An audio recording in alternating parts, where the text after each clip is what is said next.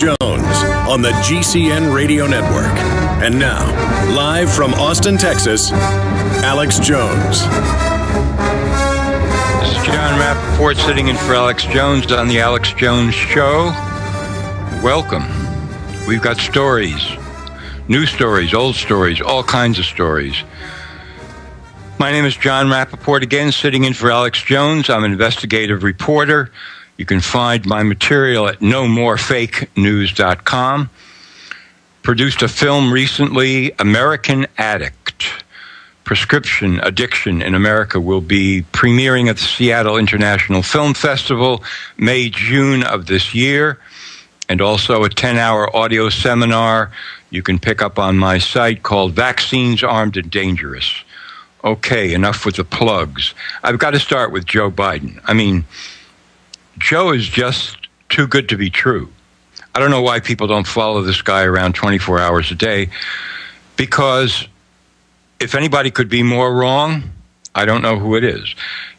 Joe says that the plan to kill bin Laden was the most audacious plan in the last 500 years.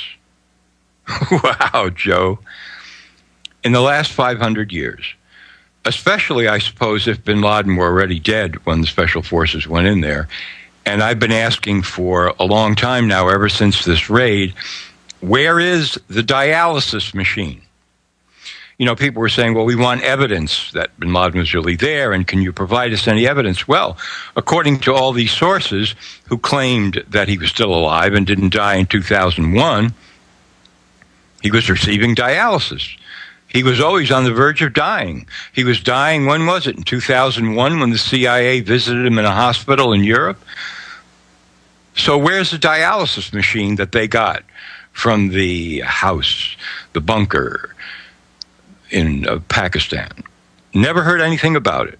Anyway, Joe says the most audacious plan in the last 500 years, which I assume means since the year 1500 or so, if my math is correct, nothing has even begun to rival this. Not the American Revolution, not D-Day. Take your pick.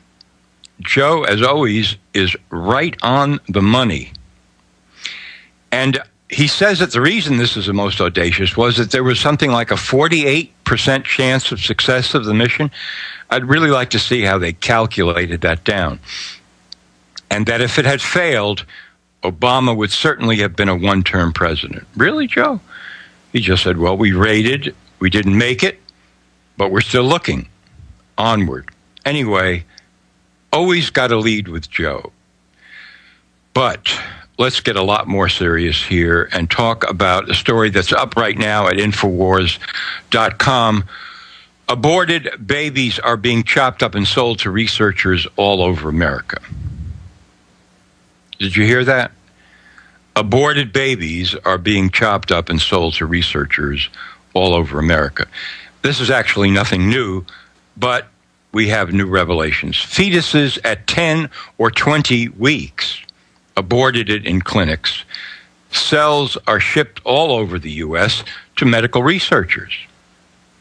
We're talking about brain cells in particular here, but not only that. The brain cells are injected into the eyes of patients with macular degeneration. Practice of shipping organs and body parts, of course, has been going on for a very, very long time. In fact, you'll see a link in the story on Infowars.com where aborted fetuses still alive had to be killed in order to harvest their body parts. So read that article, check out the links. This is part of the medical complex. This is what is happening in America and all over the world, and we're going to dig very deep into the medical cartel here today. This is why I'm here. John Rappaport, investigative reporter, sitting in for Alex Jones. We're going to go to a break. Don't go anywhere. We will be right back. Hi, folks. This is John Rappaport sitting in for Alex Jones today. We've got another big story up on Infowars. and also via Natural News. Jacob Styler, 9-year-old boy in Michigan, treated for cancer. Then the scans were clear. No cancer. The Michigan Department of Human Services tried twice to force Jacob to have further chemotherapy with 3 drugs that admittedly have the risk of causing cancer. They lost. They lost their case. The Styler family won. But, of course, the Michigan Department of Human Services didn't stop. They're back again. They've appealed the case. Now, the parents don't want Jacob to have more chemo. And on top of this, these 3 drugs, these 3 chemo drugs, are not approved for use in children.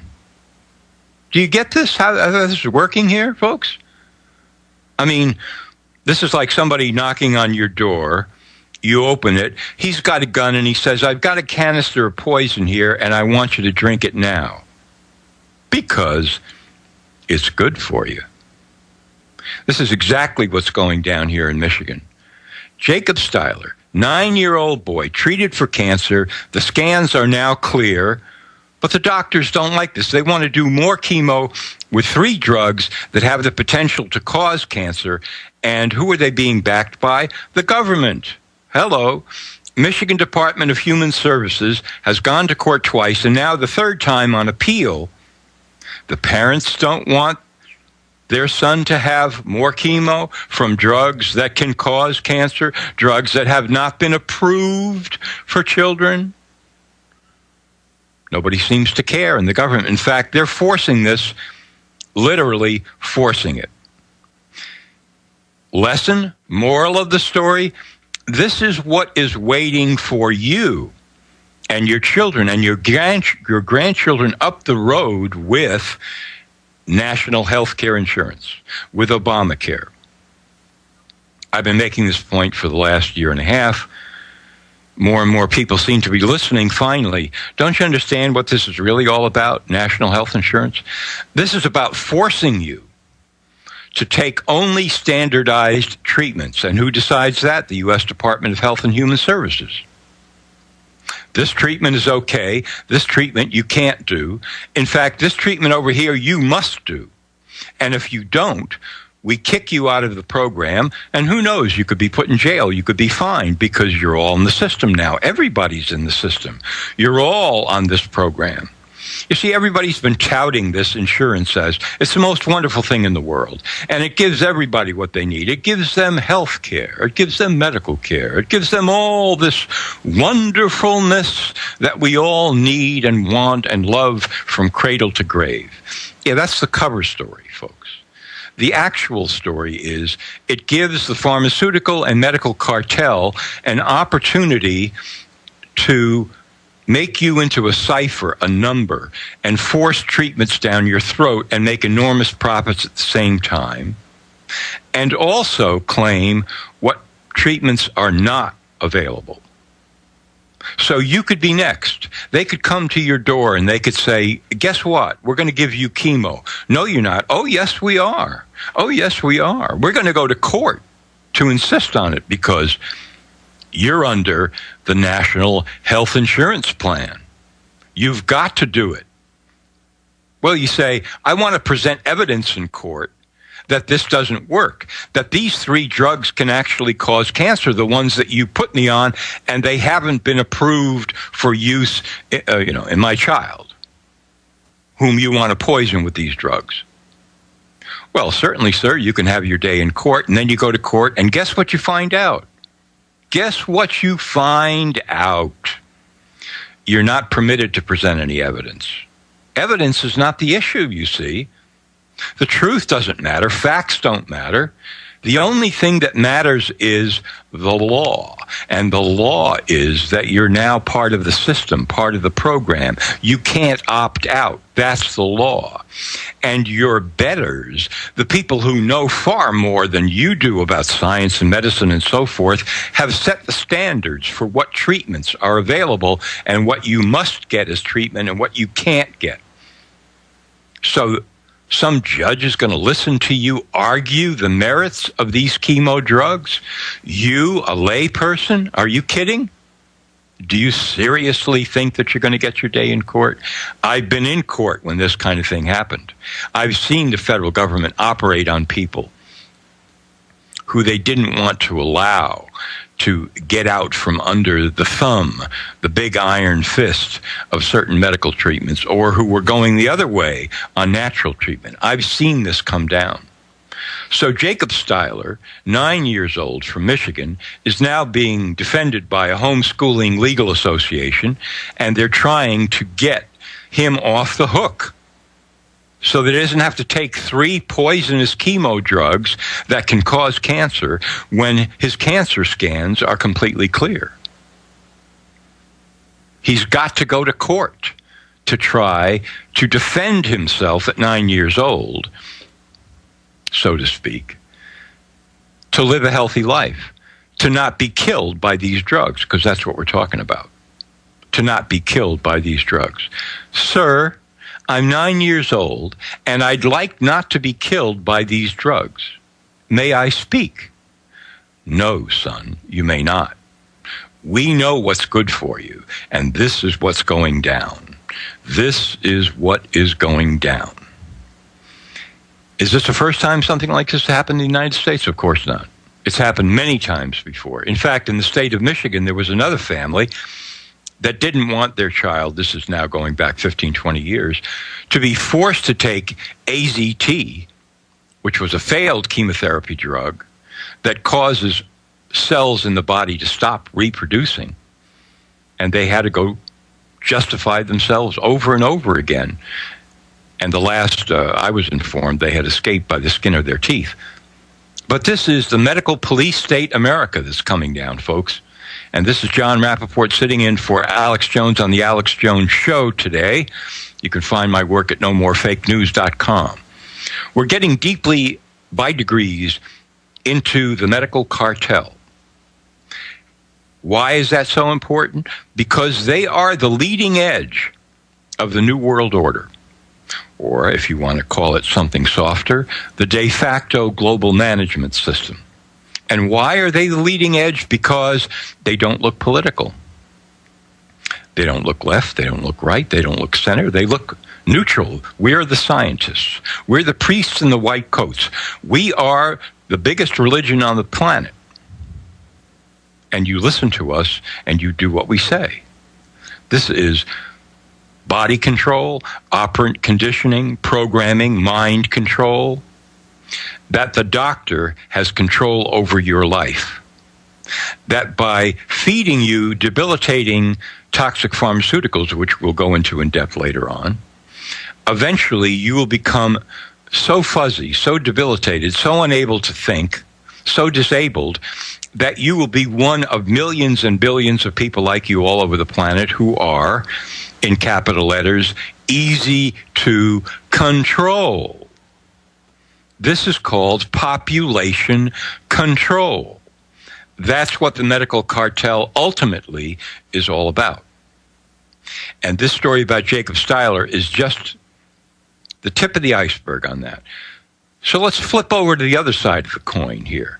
A story about somebody who survived when he should have been dead by conventional means because his mother went to something alternative, not exactly approved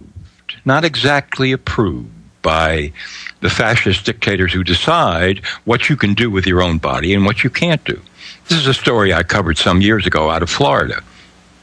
A 15-year-old boy who was found by his mother literally drowned in the swimming pool, rushed to the hospital, put on machines to keep him alive.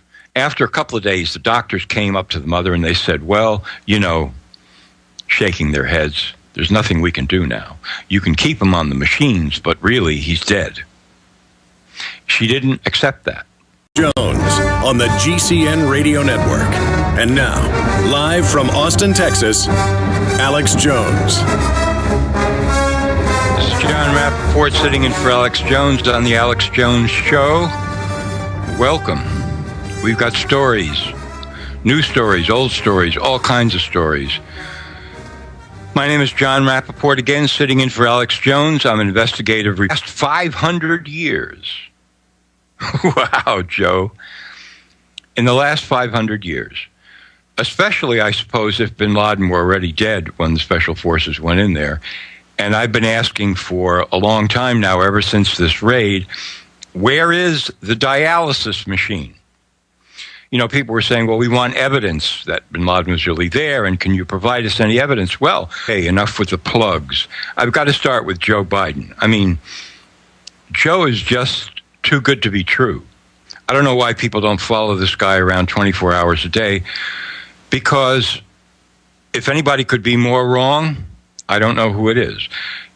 Joe says that the plan to kill bin Laden was the most audacious plan in the last, according to all these sources who claimed that he was still alive and didn't die in 2001, he was receiving dialysis. He was always on the verge of dying. He was dying, when was it? In 2001, when the CIA visited him in a hospital in Europe? So where's the dialysis machine that they got from the house, the bunker in Pakistan? Porter, you can find my material at nomorefakenews.com. Produced a film recently, American Addict.